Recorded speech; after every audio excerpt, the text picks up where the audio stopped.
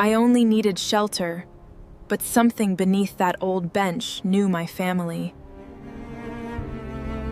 No apartment, no car, no family willing to answer.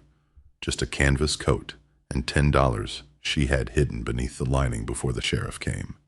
And with that $10, she bought a soot-blackened brass epaulette maker's forge outside Waterbury, New Haven County, Connecticut. Erased from county maps, in 1978 the north roof had folded inward. The forge chimney leaned 9 inches toward the road. The county condemned it on March 14, 2022, with demolition planned for the first thaw of spring. But inside the oak beam beneath the wire-drawing bench waited a sealed double wall, unopened for decades, holding money and a truth that would alter the shape of her life. Before we continue, if stories like this mean something to you, hit subscribe and tell us in the comments where you're watching from. We love seeing how far these stories travel. Cora Whitcomb had been drawing herself thin her whole life without knowing it. She grew up above a shuttered pharmacy in Bristol, where winter entered through the window ropes and pipes knocked before dawn. She learned to make 1 pencil last a school term, turn bread heels inward so a sandwich looked whole, and test every cupboard hinge before trusting it. Nothing was discarded until it had failed twice. Her mother, Elaine, worked breakfast shifts at a nursing home and came home smelling of bleach, coffee, and damp wool. She could mend a hem until the repair vanished, but she handled trouble differently, folding it smaller, hiding it, and waiting for someone else to name it. Elaine's father, Amos Whitcomb, did not confuse silence with safety. A retired toolmaker with a press-flattened thumb, he collected Cora every Saturday and drove her to his workshop behind a white house in Wolcott. He repaired clocks, brass lamps, hand drills, and anything deemed cheaper to replace. Cora stood on a milk crate while he sorted screws into jelly jars and cleaned gears with kerosene. At noon, they ate apples over the bench. Then Amos let her choose one broken object. He never touched it first. He asked where strain had traveled, which surface had worn bright, and what sound the piece made before it failed. "Metal tells the truth at the point of pressure," he said once, laying a cracked clock spring across her palm. Damage kept a record. Years later, she would understand that people did too. Amos died in October 2017, 3 weeks after a stroke left him unable to name his tools. Elaine sold the house for medical bills. By the time Cora arrived, the workshop was bare. The draw tongs, brass dividers, notebooks, and green apron were gone. She found only filings beneath the bench and swept them into an envelope. At 19, she met Gavin Mercer at the tire shop where she kept accounts. He spoke softly, remembered waitresses' names, and never raised a hand or voice. His control arrived as correction. He chose the bank because hers was provincial, kept the passwords because numbers made her anxious, and corrected how she signed her name. When he wanted a silver sedan, he brought loan papers to dinner and turned each page before she finished reading. He called trust maturity. 6 months later, the car, Gavin, and the payment history disappeared together. The eviction came on November 8, 2022. A deputy set Cora's chipped blue mixing bowl on the sidewalk because it was the last loose object inside. Rain gathered in its scratches. Elaine stood beneath the awning, both hands around her purse strap, close enough to help and still as a coat on a hook. Cora asked once, "Please tell them I can stay with you." 8 words. Elaine looked toward the deputy's clipboard, then the wet traffic, and lowered her eyes. She did not speak. Cora placed her 10 hidden dollars in the bowl and walked until the building no longer appeared in the rainwater. For six weeks she moved through Bristol, New Britain, Meriden, and Waterbury, following heated places by their opening hours. She slept beneath parking garage stairs, in a church basement, until the cots were needed, and in the rear booth of an all-night laundromat, where the attendant ignored her coat beneath her head. Her money fell by exact degrees: $8.30 after bus fare, $6.12 after oatmeal, $4.67 after bandages, $2 after a bitter coffee bought to remain inside a station. She washed in library sinks, dried socks beneath hand blowers, and kept Amos's envelope in her inner pocket. On December 19th, cold rain drove her into the Silas Bronson Library.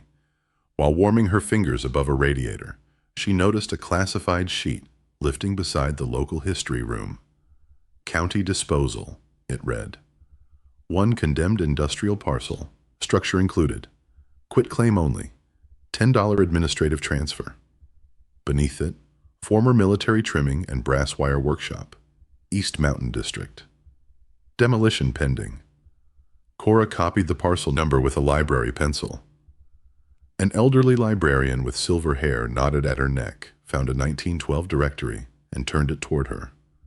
The listing read, Whitcomb and Vale, Military Bullion, and Epaulette Works. Cora placed one finger on the first name. The page smelled of dust and warm glue. She spent her final $2 on a bus toward the county offices, then walked through sleet. The forge might be a clerical ruin, a roofless shell, or another debt. But $10 was the only price in the world that required no one to believe her. By noon, Cora stood before the clerk's brass-stamped deed, unaware that her grandfather's name had reached the building before she had. The bus left Waterbury before dawn, carrying Cora east through a gray seam of factories, church steeples, and frozen lots where weeds stood stiff beneath old snow. She rode 12 miles before the driver told her the county road turned south beyond the next stop. From there, she walked nearly 7 more, keeping the deed application dry beneath her coat, while sleet tapped the shoulders like thrown sand. By evening, her boots had taken water through both soles. She found an open hay barn beyond a split-rail fence and climbed into the loft without disturbing the cattle below. The temperature fell to 19 degrees. She slept between 2 bales with her canvas coat over her face, waking whenever the wind pressed loose boards against their nails. At sunrise, she left 3 folded dollars beneath a milk pail. Though no one had asked, the road descended into a low settlement called East Mountain, a place absorbed by Waterbury on most modern maps, but still named on porch signs and church notices. In less than half a mile, she passed Bellamy Hardware, Doris's Corner Cafe, Mulrooney Feed and Grain, St. Jude's Secondhand Books, and Petrillo's Auto Glass, where a man in coveralls was sweeping salt from the entrance with slow, exact strokes. The county annex stood beside a brick firehouse. Inside, radiator heat loosened the feeling in Cora's hands so quickly that her fingers hurt. A clerk behind the counter wore a tortoiseshell barrette shaped like 2 crossed leaves. Her brass nameplate read, Mrs. Eleanor Vale, Land Records. Cora placed the classified notice and 10 damp dollars beneath the glass. Mrs. Vale read the parcel number twice. You understand the property carries no warranty. Yes, ma'am. You understand the structure is condemned. Yes, ma'am. You understand there is no water service, no electricity, and no legal occupancy permit. Yes, ma'am. You understand demolition costs become yours if the county orders removal? Cora looked through the interior window at a row of rolled maps, bound with cotton tape. Yes, ma'am. Mrs. Vale did not reach for the money. Do you have somewhere else to sleep tonight? No, ma'am. The clerk's mouth tightened, not with judgment but calculation. She brought out a quitclaim deed, a parcel sketch, and a ledger whose edges had gone soft from generations of hands. Cora signed where indicated. Mrs. Vale pressed a heavy brass seal into red ink, rocked it once over the paper, and told her to follow Baldwin Street east, turn onto Prospect Road, then take the unmarked gravel spur after the old pumping station. When Cora wrote her full name in the ledger, Mrs. Vale stopped. Whitcomb. Cora kept the pen above the page. Was Amos Whitcomb your grandfather? The question moved through the room more slowly than sound. Cora nodded. Mrs. Vale removed her glasses and polished one lens with the edge of her sleeve. Her own grandfather, she said, had worked at Whitcomb and Vale before the Korean War, when the shop still drew brass wire for military braid and ceremonial shoulder pieces. Amos had returned there as a boy, sweeping filings and oiling the hand winch on Saturdays. After the owners closed the trade, he salvaged what he could before the county padlocked the building. He came here every few years, Mrs. Vale said, asked whether anyone had claimed it. Why didn't he? He said the right person would need it more. Cora looked down at the deed. Her $10 bill lay between them, softened by rain and use. Mrs. Vale placed it in the drawer, then added a brass key with 3 worn teeth. The county changed the front lock in 1986. This should still fit. Outside, the sleet had thinned to cold mist. Cora followed Baldwin Street past narrow houses set close to the road, then climbed Prospect Road between snow-dark stone walls. An elderly man trimming dead canes beside his mailbox watched her approach. His yellow dog came to the edge of the yard, but did not bark. "You bought the forge," the man said. Cora slowed. "I did." He rested both gloved hands on the pruning shears. Name's Harold Pike, dog's Mercy. She steals gloves but returns them. Mercy lowered her head as if the charge were unfair. Beyond his property, black walnut trees lined the gravel spur, their bare crowns tangled over the road. Fallen husks cracked beneath Cora's boots. The forge appeared gradually through them, not grand enough to be called a factory and too severe to resemble a home. Its front section was built of dark red brick over a fieldstone foundation, roughly 30 feet wide and 58 feet deep. A timber-framed workroom extended behind it, beneath a slate roof patched with rusted sheet metal. The north slope had collapsed across 3 rafters. The chimney rose from the rear wall, broad at the base and visibly tilted. Above the double doors, a green-black brass sign still carried shallow letters beneath the corrosion. Whitcomb and Vale, Military Bullion Works. Cora stood far enough back to see the entire structure. Broken windows reflected the white sky in uneven fragments. Brass wire had once been thrown beside the loading door and left there until vines grew through it. The coils now lay green with verdigris, tangled like roots brought above ground. The county key resisted halfway into the lock. Cora warmed it between her palms, worked it back and forth, then leaned her shoulder against the door. The bolt withdrew with a blunt iron knock. Cold air moved out, carrying coal soot, wet plaster, mouse nests, and the mineral sweetness of oxidized brass. Her boot crossed the threshold onto boards that answered with a long creak. Somewhere in the rafters, a pigeon beat its wings once, releasing dust that tasted dry and bitter when she breathed. The front room had been used for finishing work. A scarred counter leaned beneath the windows. Bent epaulettes lay under it, their stamped brass plates dulled to brown, with shreds of red felt still clinging to the undersides. Cora lifted one by its fringe. The fine, coiled wires had collapsed against one another, yet several strands remained bright where the air had not reached them. The back room was darker and warmer by a degree. A brick furnace occupied one wall, its mouth filled with fallen mortar.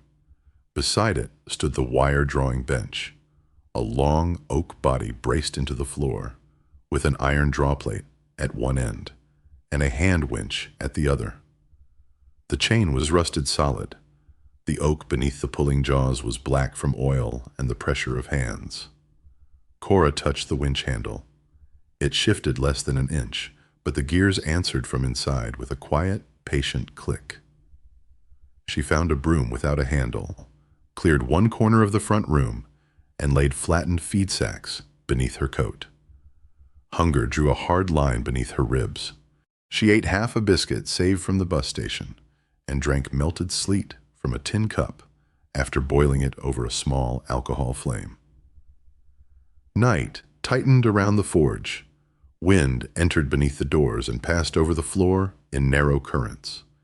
Each room spoke differently. Slate ticking above the furnace, wire tapping the outer wall, the chimney settling grain by grain. Cora listened until she could separate weather from weakness. Before sleep, she placed the deed beneath her shoulder and Amos's envelope inside her coat. In the dark behind her, the frozen winch gave one more small click as the temperature fell. What survives is not what never bends, but what can be drawn thin without breaking. For the first 3 days, Cora learned the forge by necessity. The hand pump well stood 40 yards behind the workroom, beneath a roof of warped cedar shingles. She primed it with melted snow until brown water coughed from the spout, then pumped until it ran clear enough to boil. The outhouse leaned toward a sumac thicket, its door held shut by a bent spoon. Indoors, she memorized the floor. 2 safe boards beside the furnace, 1 hollow plank near the finishing counter, and a sharp complaint beneath the north window that meant the joist had softened. On the 4th morning, she walked back to East Mountain with a list written on the reverse of the county notice. Bellamy Hardware smelled of pine handles, machine oil, and the coffee warming behind the register. Its owner, Walter Bellamy, had 1 white eyebrow and 1 black, giving his face the permanent look of a question left unanswered. He read Cora's list, then looked through the front window toward Prospect Road. You're Amos Whitcomb's girl, granddaughter, same hands. Cora turned them palm upward. The knuckles were split from cold. Walter opened a ledger bound in green cloth. I can carry a small account until March. Materials only. No cigarettes, lottery cards, or foolishness. I don't smoke. Foolishness has other forms. He wrote her name beneath accounts that had begun before she was born. Then he placed a water-stained manual on the counter. Household repairs for farm and workshop. Printed in 1948. Free, he said. The roof chapters lie less than most people.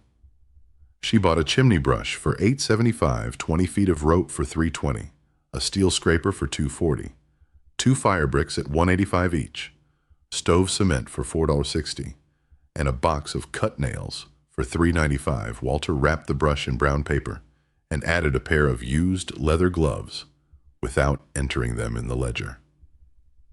The chimney came first. Cora removed the loose iron plate above the furnace and held a mirror beneath the flue. Daylight showed at the top, but only as a narrow gray coin. She tied the round wire brush between 2 lengths of rope, climbed the rear roof by stepping on the exposed rafters, and lowered it through the chimney pot. From below, she pulled it down 6 inches, raised it 4, then pulled again, breaking the deposit instead of packing it tighter. Creosote fell in hard black curls, glossy as beetle shells. Twice, the brush caught where mortar had squeezed into the flue. She worked it loose without jerking, remembering Amos's rule that force applied blindly only moved damage elsewhere. After 5 hours, soot covered her hairline and settled between her teeth. She scraped the smoke shelf, removed 3 buckets of debris, reset the loose fire bricks with stove cement, and waited overnight. The next afternoon, she built a test fire, no larger than both hands.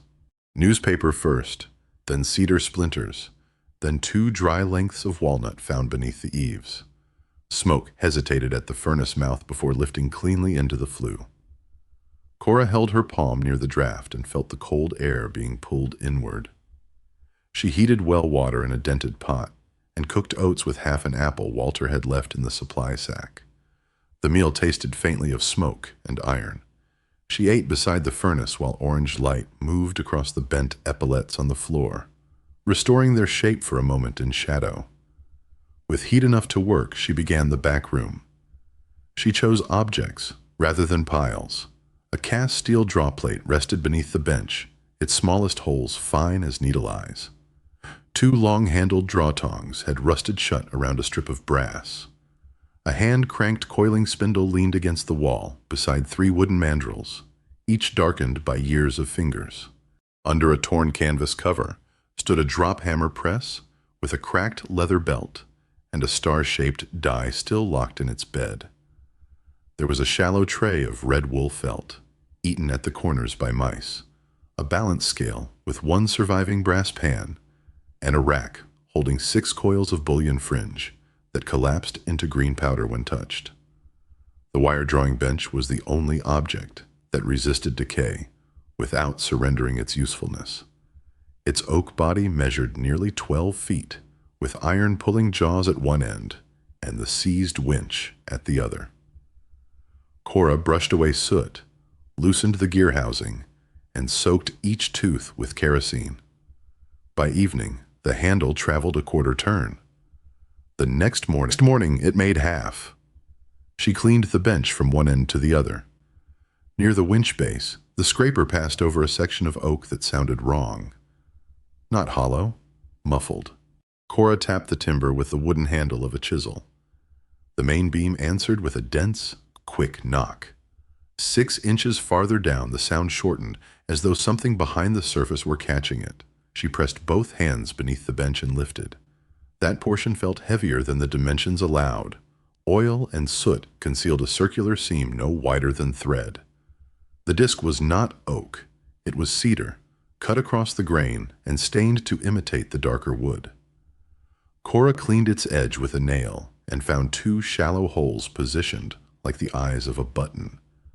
The tips of Amos's brass dividers would have fitted them had the dividers not vanished after his death. She used the points of a pair of bent scissors instead. The disc turned less than an inch. A dry fragrance escaped, warm and resinous, despite the cold room. Behind it was an iron pin. Cora drew the pin free with pliers, then pressed the cedar inward. A narrow panel released along the side of the supporting block, revealing a second wall built so precisely into the oak that no line had shown from outside. She did not reach in immediately. She brought the oil lamp closer, checked for dampness, and spread a feed sack across the floor. Then she removed each object in the order it had been packed. The first bundle was wrapped in waxed linen and tied with red thread. Inside lay Amos's brass dividers, his small chasing hammer, 3 polished burnishers, and the green apron Cora had believed sold. The cloth still carried a faded dark patch above the right pocket where he had wiped his thumb. The second package held narrow bars of brass, each marked with its alloy ratio in pencil, 70 copper, 30 zinc. Beside them rested a steel draw plate wrapped in oiled paper, its holes descending in exact steps, and a hand-drawn sheet showing a method for coiling fine wire into bullion fringe that would compress beneath a sword strike without breaking. The line of each spiral widened by less than a hair at the point of impact, distributing force through the neighboring coils. A miniature rank star was pinned to the corner of the drawing. It was no larger than Cora's thumbnail, heavy for its size, and warm in color even beneath the lamp. A scratch notation identified it as 18-karat gold. The last object was a rectangular tin box sealed with cloth tape. Cora cut only one edge. The lid lifted against the pull of old paper. Inside were cotton rolls, folded banknotes, and small envelopes marked by denomination. Beneath them lay coins packed upright like short columns. She counted slowly. There were Liberty Head double eagles, worn Morgan silver dollars, Indian Head gold eagles, and smaller half eagles, wrapped in tissue darkened by metal. She checked each total twice, writing the amounts on the back of the classified notice. The notes came to $6,500. The coins, valued at their marked face amounts rather than whatever collectors might pay, came to $35,000 together. They made $41,500. At the bottom rested a tarnished purple heart, engraved with the name Nathaniel Vale and the year 1944. Beneath it lay a sealed envelope addressed in the same deliberate hand that had labeled Amos's tool drawers. Cora placed the letter beside the lamp, but did not open it. Money had changed every room she had entered during the past 3 years. It had turned affection into paperwork, shelter into permission, and her own signature into a weapon carried by another person. She was not willing to let it change this room before she understood who had kept it here. She returned the coins to their rolls, wrapped the tools, and set the gold star on the drawing. Then she carried the unopened letter outside. The night was clear. Beyond the walnuts, runoff moved beneath a skin of ice toward the mad river, making a low, continuous sound that seemed less like speech than breathing. Cora sat on the well cover with the envelope beneath both hands and watched black water take the moon apart, carry it several feet, and make it whole again. What survives is not what never bends, but what can be drawn thin without breaking. At first light, Cora carried the envelope back to the finishing counter. The paper had yellowed around the edges, but the writing remained dark and upright. She knew the hand before she admitted it. Amos had formed his capital W with a narrow center stroke, as if leaving room for something to pass through. She opened the seal with the tip of his chasing hammer. My dear one, whoever you are, if you have found this letter, then the bench has accepted another pair of hands. My name is Eleanor May Whitcomb, and in May of 1978, Dr. Samuel Roth at St. Mary's Hospital in Waterbury told me the numbness in my fingers came from multiple sclerosis. He advised me to close the work before the work closed my hands. Our trade began with Silas Whitcomb, born in 1839 in Birmingham, England, who came to Waterbury in 1861 and drew brass wire for Union uniform makers. His daughter Cora Whitcomb Vale, born here in 1868, learned the coiling spindle and kept the books after her husband died. Her son Nathaniel Vale, born in 1899, made officer's bullion until he was killed in France during the Second World War in 1944. My father, Amos Whitcomb Sr., born in 1908, carried the shop through the Depression and taught me before his death in 1962. I kept it alone until October 17, 1978, the exact day Whitcomb and Vale closed. More than 30 years of silence may pass before anyone reads this. Silence does not mean the tools have forgotten. Use brass at 70 parts copper to 30 parts zinc. Anneal the rod at approximately 100 degrees Fahrenheit. Then let it cool in still air before the next draw. Reduce the wire no more than 10% through each hole and rub the draw plate with tallow every third pass. For bullion fringe, wind the softened wire around a steel mandrel while it is still warm to the hand. Then rest the coil 12 hours before cutting. If struck flat, do not pull it straight. Roll it beneath polished wood until the spiral remembers itself. The money is not payment for blood, and it is not a prize. It is stored labor. Spend only what allows the work to continue. A useful inheritance does not make life easy. It gives the next worker enough room to practice without lying, rushing, or begging permission from someone who profits by her fear. The small gold star was my final successful casting. The purple heart belonged to Nathaniel. Behind the forge, the oldest walnut bears an iron plate beneath its eastern root.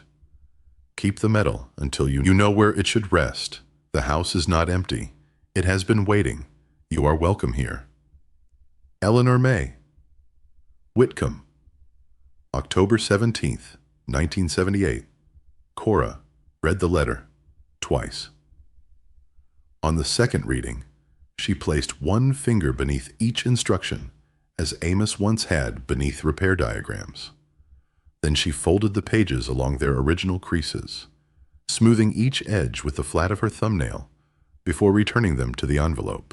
The oldest walnut stood beyond the well, its trunk divided shoulder-high into two dark columns. Cora walked through the back door with the letter inside her coat and cleared wet leaves from the eastern roots. Beneath a ridge of bark, she found a rectangular iron marker driven flush into the soil. Corrosion had nearly erased the stamped letters, but the remaining lines formed a name: N. Vale. Below it was the outline of a 5-pointed star. She did not dig. Instead, she returned to the workroom and set Amos's green apron across the bench. From the bundle, she chose his small brass alcohol lamp, filled it from the repair tin, and trimmed the blackened wick. The flame rose blue at its base and gold above, no larger than a walnut leaf. It illuminated the drawplate holes, one by one. The room had not been restored by money. It had been carried to that morning by smaller things. Walter Bellamy opening a credit ledger without asking for proof. Mrs. Vale placing the old key beside the deed.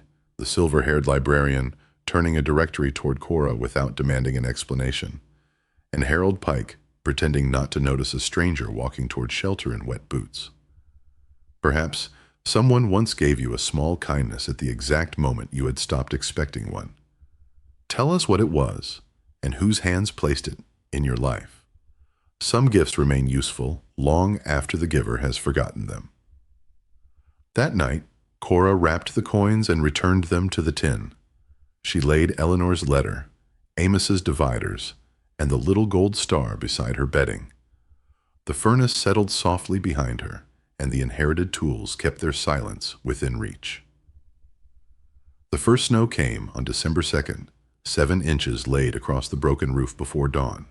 Cora stood beneath the north slope, with the repair manual open on the finishing counter, and read the roofing chapter 3 times. Once for the sequence, once for the measurements, and once because fear often hid inside a sentence that she had skimmed. The damaged plane measured 24 feet by 32. Allowing for overlap and waste, she calculated 26 bundles of cedar shingles, 6 rolls of 30-pound felt, and nearly 12 pounds of hot-dipped nails. Walter Bellamy checked her figures with a carpenter's pencil, then reached beneath the counter and brought out a roofing hatchet with a leather-wrapped handle. "My brother used this 40 years, he said. Bring it back sharp."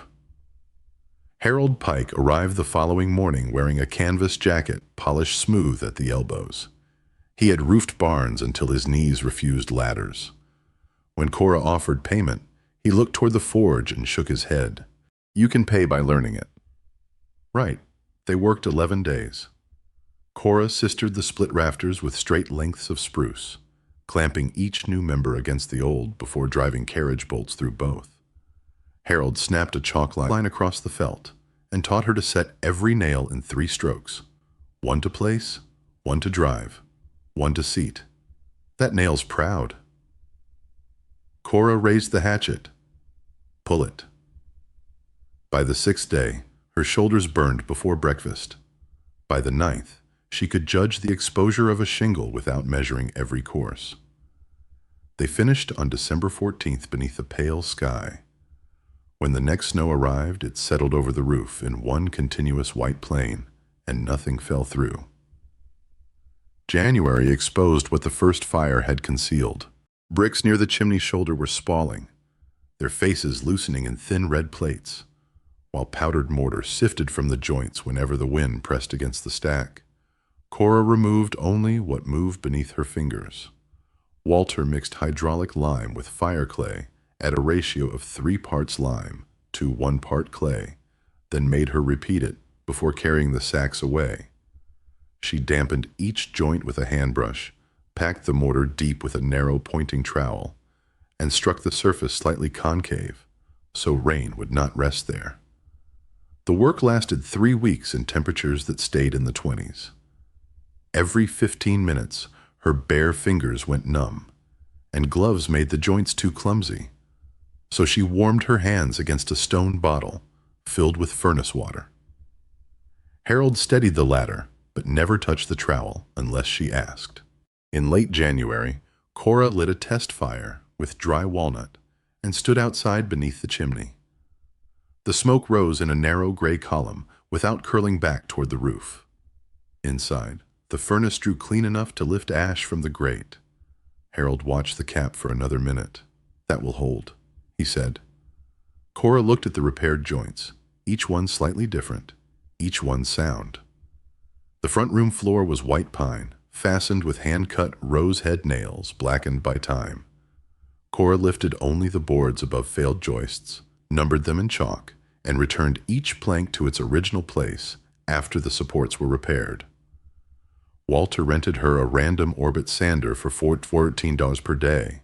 She made 3 passes, beginning with 80 grit to remove soot and raised grain, then 120 to erase the first scratches, and finally 220 where bare feet and chair legs would touch. Around the rose-head nails, she worked by hand so the old iron remained visible. The dust filled the room with the scent of warm resin. Beneath the gray surface, the boards changed from dark honey toward mahogany, especially where furnace heat had deepened the pitch over decades. Cora spread the first coat of oil with a folded cotton cloth, waited until the wood stopped drinking, then wiped away every shining patch. 2 more coats followed, with a full 48-hour cure after the last. One morning she carried the sander to the doorway and could not begin. A great blue heron stood at the marsh below the walnut trees, motionless beside the running water. Cora sat on the stone step until afternoon while the bird waited, struck once, and lifted into the low sky. She did no work that day. The next morning the floor had cured hard and quiet beneath her boots. There were 8 windows. 3 had no glass, 4 held cracked panes, and 1 retained a sheet of hand-blown glass dated 1788 in a penciled note beneath the sash. Its surface bent the walnut branches into soft waves. Cora removed it last, wrapped it in wool, and set it upright where nothing could fall against it. She stripped each sash with a heat shield behind the putty line, then laid a narrow bed of DAP 33 glazing compound along the rabbet. After pressing the glass into place, she set points at 8-inch intervals and rolled fresh putty between her palms until it formed an even rope. The bevel was drawn in one continuous pass, with the knife held low enough to hide the inner edge from outside. The sash cords had rotted to fiber. She replaced them with 1/4-inch cotton cord, feeding each length over the pulley, and tying a figure-8 knot at the counterweight so it would tighten under load without slipping into the pocket. The original pane from 1788 returned to the eastern window. Cora seated it without forcing the uneven corners, leaving the faint distortions untouched. On the final afternoon, she raised the last sash and felt the counterweights balance behind the wall. A chickadee landed on a walnut branch beyond the glass, its black cap bright against the snow. It turned once toward the room, then flew before Cora lowered the window into its repaired frame. Behind the furnace, horsehair plaster had fallen away from hand-split oak lath, leaving the wall open like a rib cage. Cora's first patch sagged before noon. The second cracked beside the chimney. The third released whole when she pressed its edge. Walter brought an old feed bag from his attic, half filled with horsehair saved by his father. Cora washed it, cut the longest strands, and worked them into lime plaster until the mixture held together when lifted on the hawk. She pressed a scored scratch coat through the lath and left grooves for the next layer to grip. The brown coat went on 3/8 of an inch thick and cured for 72 hours beneath damp cloth. Last came a 1/8 inch finish coat, floated smooth without polishing away every mark. When it had dried, the wall no longer looked new. It looked continuous. These patches will hold another 100 years. Doris from the cafe began leaving paper bags on the doorstep before sunrise. She wore red reading glasses on a chain and folded the tops twice against snow. Inside were biscuits, boiled eggs, and once a slice of apple cake wrapped in waxed paper. Cora carried the empty bags back and laid $3 on the counter. Doris pushed the money away with one flour-dusted finger. in candles when the shop reopens. A week later, Caleb Pike came up the gravel spur on a blue Schwinn, a splitting maul balanced across the handlebars. He was 16, narrow as a fence rail, with hair that refused to lie flat beneath his wool cap.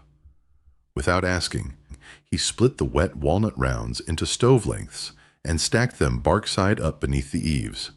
Cora offered him 2 coins. He tightened the strap on his glove. "My mother said, about your grandfather." He left before she could ask what his mother had said. Reverend Boyd walked past each morning in a long black coat, his silver beard divided neatly beneath the chin. He never entered unless invited. He tipped his hat, checked whether smoke rose from the chimney, and one stood beside the repaired wall with both hands folded over his cane. "Keep her hands steady, Lord." 4 words. Then he continued toward town. Cora postponed the cellar until February 11th, when 3 dry days lowered the water beneath the steps. 7 granite treads descended from the back room into a chamber 12 feet by 15, floored with uneven fieldstone and smelling of earth, lime, and cold iron. At the center lay a dressed granite slab, too regular for the rest of the floor. A craft mark had been cut into one corner, a spiral of wire passing through a 5-pointed star. Cora cleared the joints but did not lift it. Some sealed things deserved patience before curiosity. Under the 3rd step, her hand found a small oak box wedged behind loose mortar. It opened without resistance. Inside lay a brass key whose bow had been shaped into the same coiled wire star. Beneath it was a tin type dated 1903. A young woman stood outside the forge holding long draw tongs against one hip. Her face carried Cora's narrow jaw, level gaze, and the slight downward turn at the left corner of the mouth. On the back, in faded ink, someone had written, "Cora Whitcomb Vale, daughter of Silas, age 25, summer of 1903. Cora carried the key upstairs and placed it on the mantel beside Eleanor's letter. She tried it in no lock. In March, the snow retreated from the stone walls in dark bands. The creek grew loud with meltwater, and pale walnut catkins appeared before the leaves. Mud entered on every boot and dried in thin maps across the floor. Cora did not begin the full epaulette craft that spring. The repaired winch turned, but her hands still pulled unevenly, and the smallest drawplate holes broke wire. She had thinned too quickly. She chose one worn half-eagle from the cache and exchanged it for brass rod, tallow, red wool, and a small steel mandrel. The rest remained sealed. Each morning she practiced on lengths no longer than her forearm. She annealed, drew, measured, and stopped when impatience entered her grip. The house was patient. So was she. 2 winters later, on December 6, 2024, Cora completed the first object worthy of the old green apron. It was not a general's epaulette, nor a museum reproduction. It was a single ceremonial shoulder piece for a retired army nurse whose father had carried a damaged one home from Korea. Cora drew the brass through 9 descending holes, and kneeling between passes, then wound the softened wire around the narrow mandrel and rested the coils overnight. She stitched the bullion fringe into a red wool pad and pressed a modest medical insignia beneath the drop hammer. One fringe strand flattened during fitting. Cora laid it beneath polished maple and rolled until the spiral returned. The nurse held the finished piece without speaking. Then she pressed 2 fingers to the red lining and nodded. The forge had changed without losing its age. The front room held a scrubbed counter, 2 straight chairs, and drawers labeled in Eleanor's hand. Light passed through the old eastern pane and bent across the floorboards. In the workroom, the furnace burned clean. The winch gears moved beneath a film of oil, and Amos's lamp stood ready beside the drawplate. The brass key remained on the mantle until a March wind split a dead limb from the oldest walnut. While clearing it, Cora found an oval brass plate set into the trunk beneath a fold of bark, just above the eastern root. The plate bore no lettering, only the coiled wire star. The key entered and turned with a resistance softened by oil applied generations earlier. A narrow cavity opened inside the living wood. Within it rested a folded 48-star flag wrapped in oilcloth and a note dated June 18, 1944, 2 weeks after the Allied landings in Normandy. The writer was Cora Whitcomb Vale. She wrote that her son Nathaniel had gone to France carrying a small brass star made in the forge. If he returned, the flag was to be raised above the shop. If he did not, it was to remain folded until someone could honor his work without using his death to decorate the family name. The last line was practical. Oil the tree plate every 5th spring. Cora sat beneath the walnut with the flag across her knees. She did not unfold it fully. 48 stars appeared between the creases, dim but intact. On June 6, 2025, the 81st anniversary of D-Day, she carried Nathaniel's Purple Heart to Calvary Cemetery in Waterbury. Mrs. Vale came with her and placed the folded flag beside the marker while Cora fixed the medal in a small, weatherproof case. No one spoke during the minute after it was set. Of the hidden money, Cora used 4 coins. 1 paid for the spring materials. 1 purchased a replacement leather belt for the drop hammer. A 3rd covered the county inspection and occupancy permit. The 4th bought fire brick when the lower furnace arch began to fail. She kept records for each expense in a ruled ledger and sealed the remaining coins, notes, gold star, and Eleanor's drawing behind the cedar disc. On the outside of the inner panel, she wrote only 3 words in pencil. For the next one. The shop reopened without a sign in the newspaper. Doris pinned a white index card to the cafe corkboard between a piano lesson notice and an advertisement for firewood. Brass repair, ceremonial trim, small heirloom work. Patient jobs welcome. The first customer brought a broken lamp finial. The second carried a frayed Masonic braid in a paper grocery sack. By autumn, more than 40 names filled a mailing list kept in a school composition book. Cora accepted only the work she could finish honestly. Caleb returned one Saturday in October, taller now, with sawdust clinging to his sleeves. He carried a hand-carved walnut sign wrapped in an old bedsheet. Whitcomb and Vale military bullion in Works and Daughters. Cora traced the final words with her thumb. There were no daughters in the shop name, she said. Caleb leaned the sign against the counter. There were. They just left them off. He had carved the ampersand slightly deeper than the other letters. When afternoon light entered the old pane, the mark held a narrow line of shadow. They hung the sign beneath the original brass plate, not over it. That winter, Cora began a letter on heavy cotton paper. She used Eleanor's fountain pen and wrote slowly enough that the nib did not catch. My dear one, whoever you are. She described which roof rafter had been sistered, where the chimney mortar would need checking, and why the 3rd drawplate hole required more tallow than the others. She recorded the 4 coins spent and the location of every receipt. She did not explain Gavin, the sidewalk, or the night in the hay barn. Those things had already delivered what instruction they could.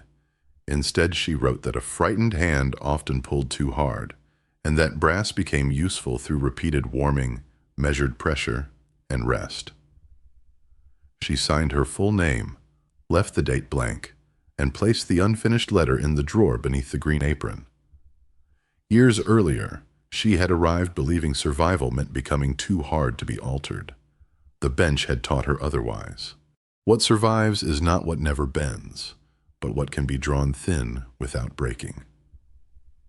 At closing, Cora banked the furnace and listened as the contracting metal gave off 3 soft ticks. Outside, snow gathered on the walnut roots and covered her footprints along the gravel spur. The brass epaulette maker's forge waits. It has always waited. In the county annex, Mrs. Vale retired the following spring. Before emptying her desk, she opened the lower drawer and found Cora's rain-softened $10 bill beneath the old parcel maps. She left it there for the next clerk, held flat beneath the brass stamp.